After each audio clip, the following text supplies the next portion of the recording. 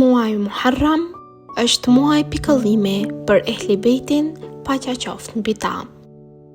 Tragjedia e Imam Husejnit, paqja qoftë mbi të, bijve të tij të nderuar dhe shokëve të tij besnik, Allahu qoftë i kënaqur me ta, ka arritur deri në majat e qiellit.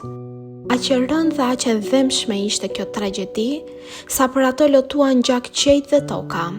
Çdo gjallës qau për të, ëngjëjt e 7 qejve agjëruan, ujrat e deteve dhe të lumenjve pushuan së rrjedhuri dhe galaktikat pushuan së lëvizuri.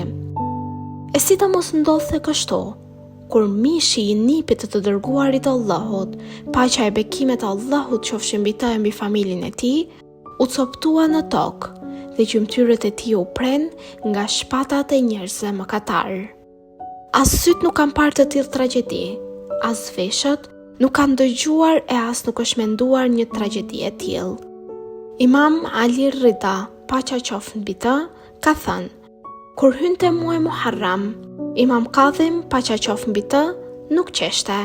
Hidhërimi e pushtonte atë, derisa kalonin 10 ditët. Kur vinte dita e 10 e muajit Muharram, që është edhe Ashuraja, ajo ditë ishte për të dita e fatkeqësisë, e pikëllimit dhe të qarit.